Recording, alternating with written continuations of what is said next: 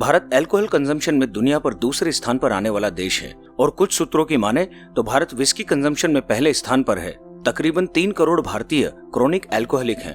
भारत में हर दिन drink and drive case में कई लोग अपनी जान गंवा देते हैं। डेटा की माने तो तकरीबन 60% लोगों की लिवर सोराइसिस से मौत हो जाती है, जिसका एकमात्र कारण अल्कोहल है। कुमार वैभव, जो क्रोनिक अल्कोहलिक रह चुके हैं, वे अपनी कहानी साझा कर समाज में एक सकारात्मक संदेश देना चाहते हैं। मैं सोचता हूँ कि मेरे को अल्कोहलिज्म का जो मुझे याद है, तो मैं, मेरे फादर, मेरी फैमिली, हम लोग नेपाल गए थे। उस समय मुझे काफ़ी ठंड लग रही थी, तो मेरे फादर ने मुझे एक सिप बियर का दिया था। उस समय मेरी उम्र रही होगी 6-7 साल, लेकिन मुझे टेस्ट पता चल गया था।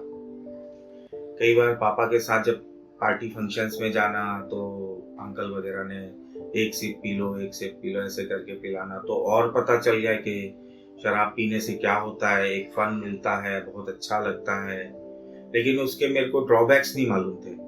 तो फिर उसके बाद जब जब पार्टियां होती थी तो मैं चोरी करके पीना चालू कर दिया। ये ड्यूरेशन था मेरा 6 to 12 ईयर्स के बीच का। तो पार्टी फंक्शन में गए, साल में एक बार कभी कहीं गए, धीरे से ले ली, पी ली, धीरे से चोरी चुपके से कहीं से किसी का ग्लास एक पैक उठा के पी लिया। तो एडिक्शन का जो बीज होता है वो मेरे अंदर पनप चुका था, रूट्स फैलनी चालू हो गई थी। मुझे टेस्ट पता चल गया था, फ्रेग्रेंसेस पता चल गई थी और ब्रांड्स पता चल गए थे मुझे। तब मेरे को याद है, अभी भी स्कूल की फेयरवेल पार्टी थी 10th स्टैंडर्ड में हमारे सीनियर्स को फेयरवेल दी थी, तो वो बियर पी के आए थे। और जब हम लोग बैठ के गॉसिप मारते थे तो लड़कियों को सुना था कि अरे ये सीनियर तो ये बियर पी के आया है, और वो बियर पी के आके काफी डांस मस्ती करता था। तो वो अंदर लगता था कि नहीं यार, अगर मैं भी बियर पीऊंगा आगे चल के तो लड़कियां मेरे लिए भी ऐसे अट्रैक्ट होंगी। तो कहीं ना कहीं वो कैरेक्टर डिफेक्ट्स आने चालू हो गए थे अल्कोहलिज्म के। हमारी भी फेयरवेल हुई, मैंने भी पिया, सबको पता चला, पर मैं ये सोचता था कि सब अच्छा सोचेंगे या मेरी ग्लैमरस लाइफ बढ़ेगी, पर वो कहीं ना कहीं मेरा ड्रॉबैक चालू हो रहा था। मुझे नहीं पता था उसके बाद उन लोग को ये लगेगा कि मैंने गलत काम करा। मुझे ये लगता था कि वो यही सोचेंगे मैंने अच्छा काम करा। पार्टीज फंक्शंस होने लगे, फिर फैमिली की कोई शादी होती थी तो उसमें पीने के बाद शो ऑफ करना कि मैंने तो दारू पी ली, मैंने तो बियर पी ली। कजिन ब्रदर, कजिन सिस्टर्स के बीच में, कि वो लोग मुझे ये सोचे कि नहीं यार, ये तो देखो लड़का अल्कोहल लेता है और ऐसा करता है। मैं सोचता था कि अच्छे में लेंगे। ये धीरे धीरे सिलसिला चलता रहा। मैं पहुंचा कॉलेज लाइफ में। जब कॉलेज लाइफ में पहुंचा तो उस समय ये हो गया था कि मैं, एक बैचलर लाइफ थी, मैं अकेला रूम लेके, फ्लैट लेके रहता था। फिर उसके बाद धीरे धीरे ये सिलसिला चालू हुआ कि मैं बॉटल खरीद के अपने फ्लैट पे ही रखता था कि अब कौन लेने जाएगा, जब जरूरत होगी ले लेंगे। वीकेंड्स होते थे तो वीकेंड्स में मॉर्निंग में भी ले ली कि चलो अच्छा फील होगा, थोड़ी सी ले लेते हैं, खाना खाएंगे, सो जाएंगे, फिर शाम को उठेंगे, फिर पार्टी करेंगे। मैंने लव मैरिज कर ली ग्रेजुएशन के दौरान, पर मैं उस चीज को समझ नहीं पाया था। धीरे धीरे वो कहीं ना कहीं एक कारण बना और अल्कोहल पीने का। अब मैं रोज रात को 1 क्वार्टर पीने लगा था कि टेंशन्स होती थी। लव मैरिज तो कर ली, लेकिन आगे का नहीं सोचा था कि आगे कैसे सरवाइव करूंगा। पढ़ाई कर रहा हूँ, पैसा कैसे आएगा, लड़की साथ में रहेगी, लोग क्या बोलेंगे, सोसाइटी में क्या होगा। तो उन सब चीजों के कारण मैंने पीना चालू कर दी थी। मुझे अपॉर्चुनिटी मिली ऑस्ट्रेलिया जाने की। मैं ऑस्ट्रेलिया गया, मैंने एग्जाम क्लियर करा, वहाँ पे कॉलेज ज्वाइन करा, पढ़ाई करी। लेकिन वहाँ क्या है, अल्कोहल इतना पानी से भी सस्ता है। तो वहाँ आदत हो गई थी कि रेड वाइन का एक केन रखना और साथ में विस्की वगैरह जो रहनी वो भी रखनी। जब भी रेड वाइन पीने का मन हो या पानी पीने का मन हो तो मैं केन से एक ग्लास भरता था, रेड वाइन पी लेता था। ऑस्ट्रेलिया में जब मैं रहा तो मेरे को पीआर ऑफर हुई, मैंने उसको ठुकरा दिया क्योंकि मैं अल्कोहलिज्म में था, मैं नहीं समझ पाया। मेरे को ये लगा रहे ऑस्ट्रेलियन पीआर फिर से ले लेंगे, फिर से स्ट्रगल कर लेंगे, चलो अभी इंडिया वापस।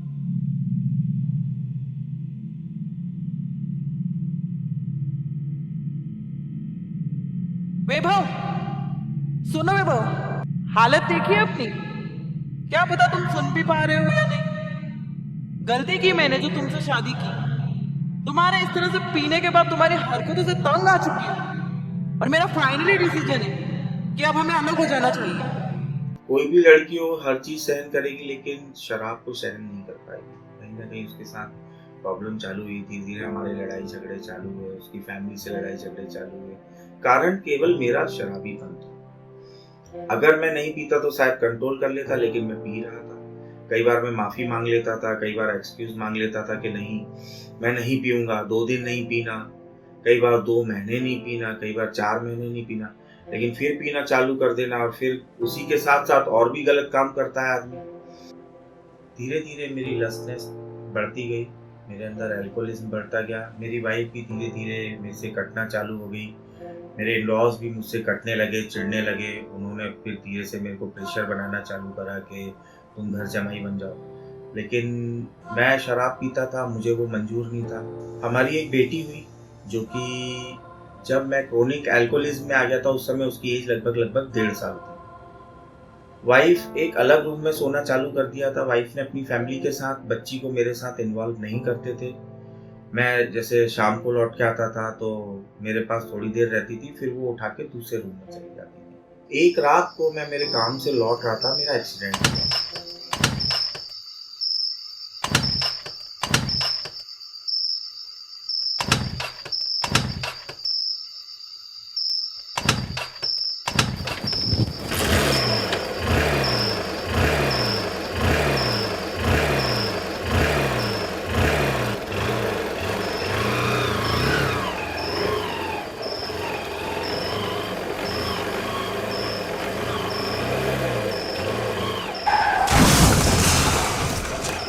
हेलो। कब से कॉल कर रही हूँ वैभव तुम्हें? कहाँ हो? जी मैं वैभव बात नहीं कर रहा हूँ। ये सर का एक्सीडेंट हो गया है। क्या? कहाँ पर है वो? हम सिविल अस्पताल लेकर जा रहे हैं, आप आ जाइए। पी रखी होगी उन्होंने। देखिए, मैं तो नहीं आ सकती। मैं आपको उनके पापा का नंबर सेंड कर देती हूँ, आप उन्हें कॉल कर लीजिए। जी ठीक है। उस बंदे ने फिर मेरे फादर को कॉल करा कि इनका एक्सीडेंट हो गया, ये बेहोश पड़े हुए हैं। और उस समय मेरे फादर थे उज्जैन में और मैं था भोपाल में। पापा लेके गए, फिर 2-3 दिन में मैं घर आया। उसके बाद मुझे पता चला कि मेरी वाइफ ने मेरे अगेंस्ट में केसेस लगा दिए हैं भोपाल में और उज्जैन में भी आके केस लगा दिया है। मेरे को बड़ा दुख हुआ, मेरे को रियलाइज़ हुआ कि मैं शराबीपन में क्या कर गया और ऐसी हादसे हो गए। मैंने उसको फ़ोन लगाया कि नहीं ठीक है, चलो जो भी हो गया मैं अपनी शराब छोड़ता हूँ, अपन कहीं और चलते, किसी और शहर में रहेंगे और एक नई लाइफ स्टार्ट करेंगे। वो मानने को तैयार नहीं हुई। फाइनली नहीं मानी और हमारा एक डाइवोर्स हुआ। डाइवोर्स होने के बाद वो और मेरी बेटी मेरे से अलग हो गए। अब मेरी लाइफ में अल्कोहलिज्म के साथ साथ लोनलीनेस भी था, क्योंकि एक अल्कोहलिक बॉडी की लाइफ में लोनलीनेस, टायर्डनेस, एंग्रीनेस और हंग्रीनेस ये बहुत ज़्यादा प्रोन करती है अल्कोहलिज्म। एक हाफ लेने के बाद मेरी बॉडी प्रॉपरली वर्क करना चालू करती थी, माइंड एंड बॉडी। जब बॉडी को उतने लेवल का मेरे को अल्कोहल कंज्यूम हो जाता था तब बॉडी नॉर्मल चलती थी, हाथों की शिवरिंग बंद हो जाती थी, भूख लगनी चालू हो जाती थी। नहीं तो उसके अलावा मेरे को वॉमिटिंग सेंसेशन, घबराहट और अनईजी फील होना, कहीं ना कहीं एंजाइटी भी रहती थी। मैं अल्कोहल में इतना डूब गया कि मुझे सुबह से लेके रात तक पूरे टाइम अल्कोहल की जरूरत पड़ती थी। मैं उसके अलावा कुछ भी नहीं काम कर पाता था, ना मेरी बॉडी अलाउ करती थी। मुझे यही लगता था कि शराब पीने के बाद अच्छी नींद आएगी। और जब मैं पी लेता था, पीने के बाद मुझे बड़ा रिग्रेट फील होता था कि यार मैंने क्यों पी ली। मैं कल ही तो सोच रहा था कि यार अब नहीं पीऊंगा, या इस तरीके से पीऊंगा, या अब तब पीऊंगा, या नहीं पीऊंगा, पर मैंने फिर पी ली। बड़ा ही रिग्रेट फील होता था और मन में बड़े नेगेटिव थॉट्स आते थे खुद को भी लेके और बड़ी चिढ़ महसूस होती थी। लेकिन जैसे ही फिर शाम होती थी मेरा फिर वो रुख वाइन शॉप की तरफ हो जाता था, मैं फिर वाइन पी लेता था। उस समय तो बड़ा अच्छा लगता था, बाद में फिर वो रिग्रेट होना चालू हो जाता था। कोई अचंबा या कोई अजूबा ही होगा चमत्कार जो कि मैं छोड़ पाऊंगा।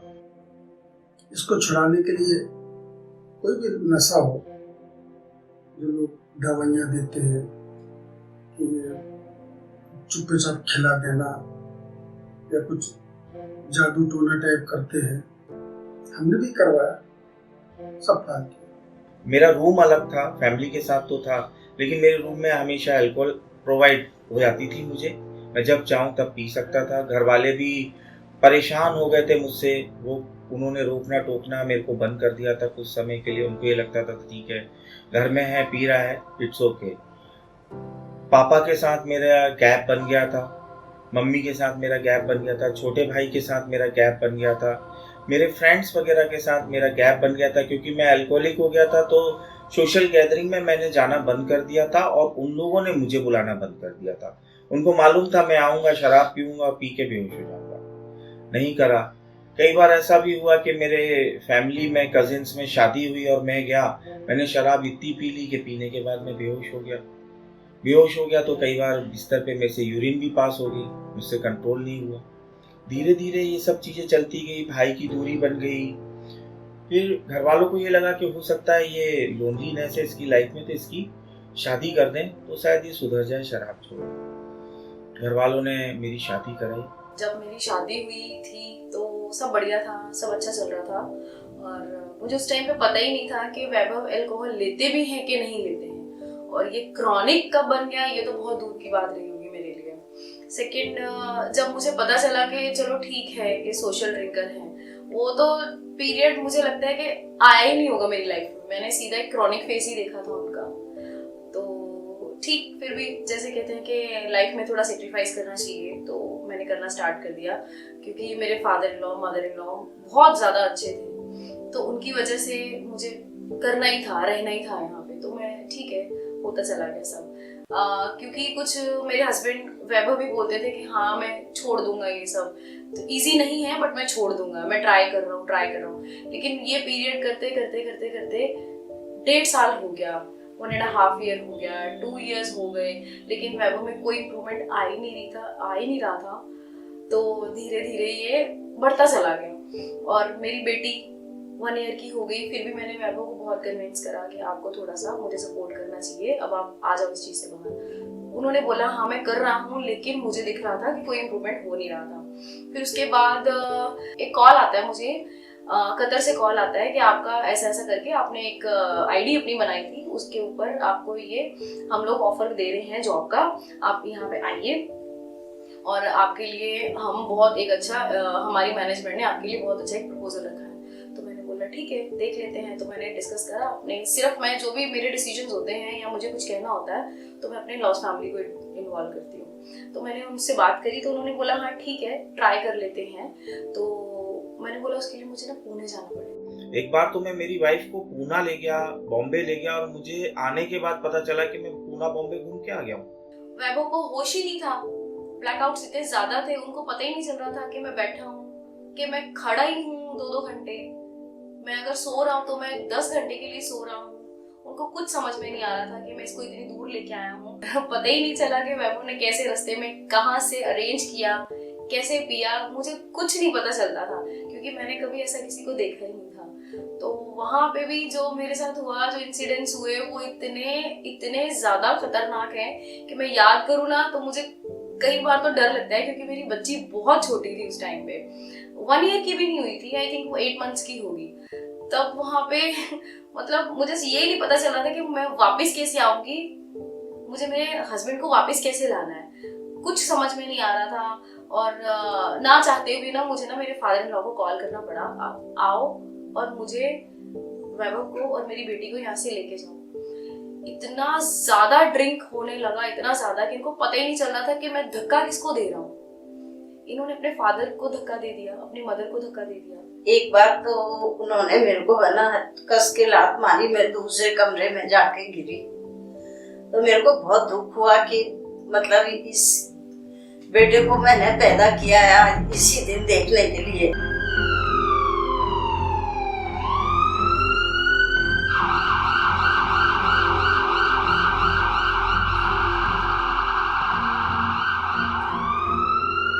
पता लगा कि कुछ एक्सीडेंट हो गया बहुत बड़ा। फिर मैंने अपने किसी रिश्तेदार को भेजा तो पता लगा ये वहां पर थे। फिर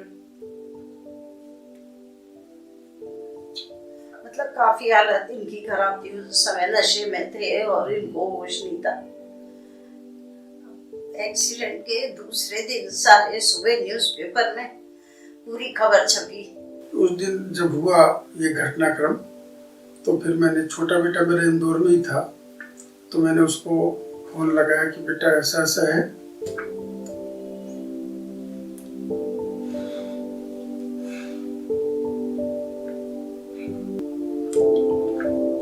अब इसको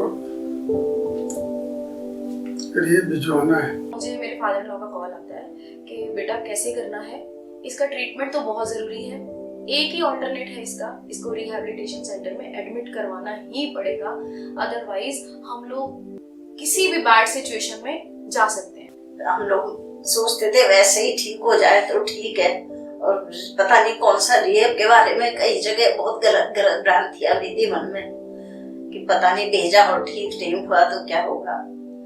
फिर आखिर हम लोग ने ये अंकुर रिहेब पता किया, सब किया। रिहैब का मैनेजमेंट ना बैठने के कारण रात की जगह सुबह वैभव को लेने आ रहे थे। वैभव को रात में घर पर रोक पाना परिवार के लिए एक बड़ी चुनौती थी।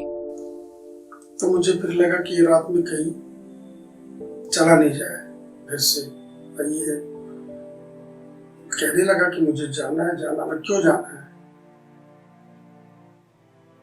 और वो दिन था, उस दिन जब मैं उनके सामने खड़े होकर रोया और मैंने हाथ मिलाया कि नहीं पापा प्लीज मुझे दारू दे दो, मेरे से सहन नहीं हो रहा। मेरे झिझकते हुए फर्स्ट टाइम मेरे यहाँ से वाइन क्वार्टर लिया। थोड़ा सा मुझे लगा कि दुखी भी है। मेरे को रॉक बॉटम उस समय फील हुआ कि मेरा रॉक बॉटम मेरे फादर मुझे खुद दे रहे हैं। मैं हमेशा उनसे पर्दे में रहता था। मैं फिजिकल कंडीशन मेरी ऐसी थी, मैंने चुपचाप उनसे ली दोनों हाथों से अल्कोहल। उन्होंने मुझे प्लेट में खाना दिया और वो चले गए। मैंने अंदर से लॉक करा। वो क्वार्टर मेरा उस रात तकिए के नीचे रखा, मैंने नहीं, मैं रोता रहा। इतने में लोग आ गए, उनका फोन आया तो हमने कहा गाड़ी दूर खड़ी कर दो, अभी जो फॉर्मेलिटी पेपर फॉर्मेलिटी वो कर लेते हैं। वो आ गया, ड्राइंग रूम में मेरे से दस्तखत वगैरह लेने लगा। तो इतने में ये नीचे आया, देखा था, पापा क्या है। हमने कुछ नहीं, छोटे बेटे का सौरभ का ICICI बैंक में अकाउंट खुल रहा है तो कुछ वेरिफिकेशन करना है मेरे को, वो कर रहा हूँ। अच्छा ठीक है। फिर ये वो जब दस्तखत कर दिया इतने में फिर वो मैंने कहा अकेले आए हो क्या? बोले हाँ गाड़ी है, गाड़ी भी ले आओ, गाड़ी ले आओ, ले जाओ। फिर उन लोग आए तो बता दिया कि वहाँ पीछे से जीना है, वहाँ से चले जाओ। लोग ऊपर गए तो मैं और मेरी वाइफ हम लोग अपने बेडरूम में चले गए, वही खिड़की है। फिर वो लोग ऊपर से लेके आए तो मुझे मेरे इसकी आवाज़ भी आई, पापा पापा पापा पापा मेरे को रोक लो पापा, पापा बोलो ना इन लोगों को पापा, पापा मैं सुधर जाऊंगा पापा, पापा लीव यू पापा प्लीज, पापा मैं चले जाऊंगा, वापस नहीं आ पाऊंगा पापा प्लीज पापा। वो आवाज मेरे कानों में आज भी आती है और मतलब वो ये चिल्लाते हुए ले गए। फिर मैं बहुत रोई। मैंने पता नहीं भगवान के भरोसे छोड़ दिया, जो कुछ भी हो बच्चे को। अब मेरी जब नींद खुली तो मैं एक डिटॉक्स सेंटर में था, जहाँ पे मेरा डिटॉक्स हो रहा था। एक हॉस्पिटल था, मुझे सलाइन वगैरह चढ़ी हुई थी, इंजेक्शन दिए हुए थे, मेरे हाथ पैर बंधे हुए थे, क्योंकि उनको फियर था कि मैं रिवेंज कर लूंगा या कोई रिसेंटमेंट लेके उन लोग के ऊपर अटैक करूंगा, तो मेरे हाथ पैर बांध दिए थे। मुझे उस समय जब अल्कोहल से दूर हुआ तो मुझे विड्रॉल्स चालू हो गए। मैंने अपने विड्रॉल्स को फील करा, बॉडी पेन होना, लूज मोशंस लगना और नींद ना आना, हेलुसिनेशन होना। मुझे दीवार में ऐसा लगता था कि दीवार से कोई निकल के आ रहा और मुझसे बात कर रहा है। तगड़े हेलुसिनेशंस होने लगे थे। 6-7 दिन जब डिटॉक्स मेरा खत्म हुआ, मैं नॉर्मल स्टेट में आया, तब मुझे चीजें समझ में आने लगी। रिहैब सेंटर में पहुंचने के बाद 10-15 दिन बाद मैंने सेल्फ एनालाइज करना चालू करा। मुझे समझ में आया कि भगवान ने मुझे मौका दिया है। कई लोग हैं जिनको रिहैब सेंटर या ट्रीटमेंट नहीं मिल पाता है, पी के मर जाते हैं, पर मुझे अगेन भगवान ने फिर एक मेरी विश पूरी करी है कि मेरे को एक मौका दिया है, मैं शराब को छोड़ दूं। अब जो स्लीपिंग पिल्स है, क्योंकि रिहैब सेंटर में स्टार्टिंग में दी जाती, क्योंकि पेशेंट सोता नहीं है, सुलाने के लिए दी जाती ताकि वो नॉर्मल हो। मैंने कहा यार इस पे भी काम करना पड़ेगा, यहाँ तो चलती रहेगी गोलियां मेरे को इस पे भी काम करना है। मैं फटाफट अपने काउंसलर के पास गया। मैंने कहा सर, मैंने डिसाइड करा है अब मैं कभी अल्कोहल नहीं लूंगा, और मेरे को जो नींद की गोली दी जा रही है ये मेरा ड्रॉबैक था। मेरे को अल्कोहल नहीं मिलता था तो मैं नींद की गोलियां खाता था, तो प्लीज मेरे को ये हैबिट भी छोड़नी है, आप इसको भी बंद करो। मैं फाइट करूंगा। और मैंने फाइट करना चालू करी। रिहैब सेंटर में भी मेरे को रात में नींद नहीं आए तो मैं उठ के वॉक कर लेता था, थकाता था बॉडी को। पहले मेरे को सुबह 5 बजे नींद आती थी, 5 बजे सोता था और फिर रूटीन के हिसाब से जो 6:30 उठना रहता था उठता था। 10-15 दिन तकलीफ हुई, उसके बाद मुझे नींद भी आना चालू हुई। फिर अब मेरे पास सबसे बड़ा क्वेश्चन था कि अब रिहैब के बाहर निकल के मुझे क्या करना है। ठीक है, एडिक्शन तो छूट जाएगा, लेकिन आगे कंटिन्यू रिकवरी में मैं कैसे रहूंगा?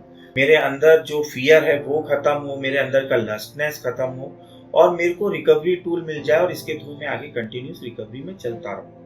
मेरे को बाहर निकल के अब कुछ काम भी करना है, तो मैंने वहां रहते रहते रिहैब की प्रोसीजर समझी कि रिहैब कैसे चलते हैं, काउंसलिंग्स कैसे होती हैं, ट्रीटमेंट कैसे दिया जाता है।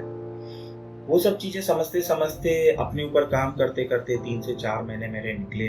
अब टाइम आ गया था मेरे रिहैब से डिस्चार्ज होने। वैभव को मुझे लेने जाना था दूसरे दिन। रात इतनी मुश्किल से कटी, पूरी रात नींद नहीं आई। ये लग रहा था कि ये रात 1 साल जैसी लंबी हो रही है। रात भर यही सोचती रही कि वैभव से कैसे मिलूंगी, बच्चा कैसा होगा, अब पता नहीं क्या आगे करेगा। ये सोचती रही रात भर, ऐसे ही सोचते सोचते निकाल दी। और सुबह जैसे हुई तो जल्दी जल्दी तैयार हुई, उसको जो पसंद था वो खाना वगैरह बनवाया घर में। और बस एक एक पल कटना मुश्किल हो रहा था कि मैं वह कौन सा क्षण आएगा जब मैं अपने बच्चे को गले लगाऊंगी। जब एंड होता है, जब वैभव को पता है कि वो हमें लेने आ रहे हैं और हम उनको लेने जा रहे हैं, वो तो खुशी मैं एक्सप्लेन ही नहीं कर पाऊंगी कि कितनी खुशी होती है।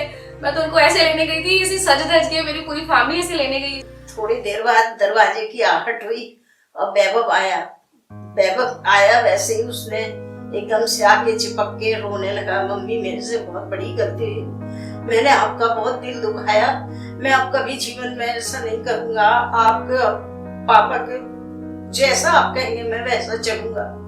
ये कह के बस एकदम गले लग गया और उसने हम लोग के पैर छुए और बोले मम्मी अब ले चलो हमको, अब कभी भी आपको दुखी नहीं करूंगा।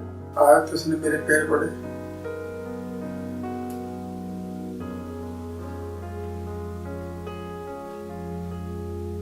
तो बोलता है कि मुझे पहले क्यों नहीं भिजवाया, मेरी जिंदगी कितने साल खराब हुए।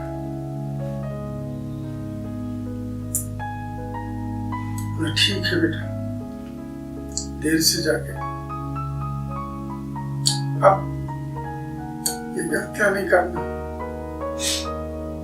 अब गलती करें तो साल भर के लिए भेज दूंगा तुमको।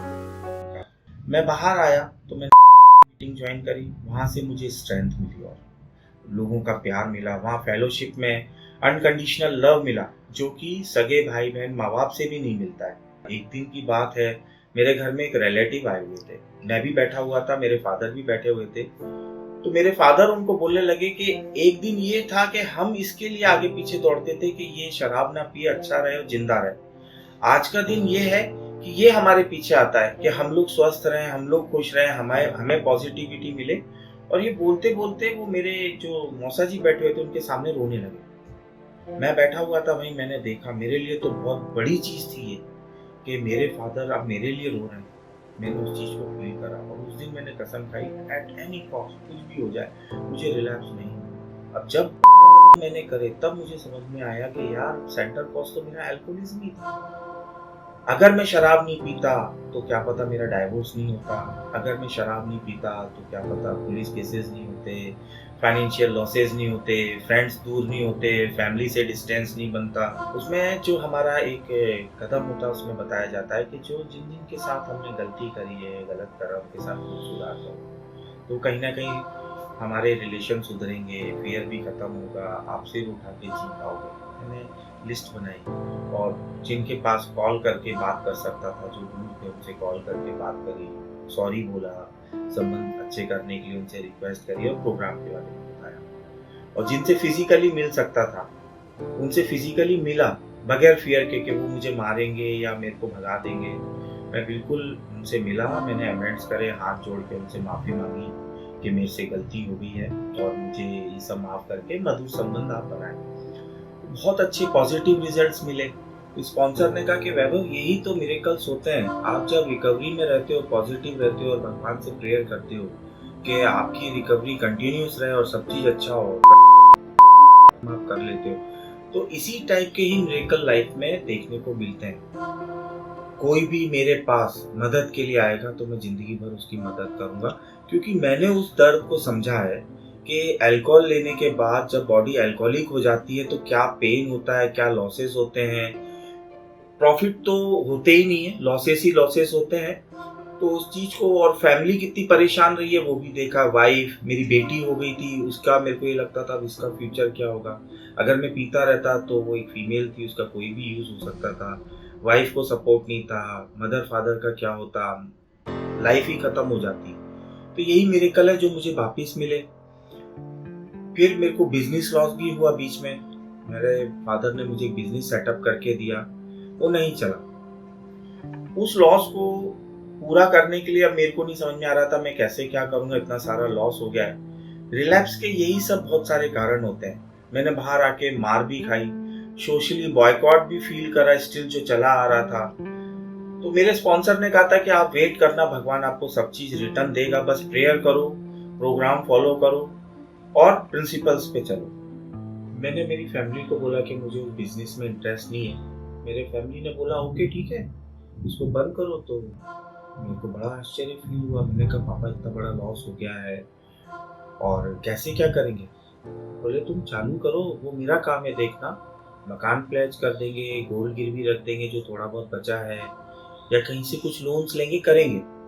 पर स्टिल मैंने थैंक यू बोला भगवान को जाके। मैंने कहा भगवान बहुत बहुत थैंकफुल हूँ कि आप मेरी मदद कर रहे हैं और ऐसे माँ बाप दिए जो कि अभी भी मेरे लिए खड़े हैं। वाइफ खड़ी है, भाई खड़ा है, सब कुछ अच्छा हो रहा है। केवल एक दिन इसी समय के हिसाब से हमें जीना है, ना पास्ट का सोचना है ना आगे का सोचना है। केवल आज के दिन को हम अच्छा करें और उसी के हिसाब से हम आगे चलते जाए। आज हम अच्छा कर लेंगे, कल ऑटोमेटिकली अच्छा होगा, कल अच्छा करेंगे, परसों अच्छा होगा। तो ये चेन बनती जाती है one day at A time की।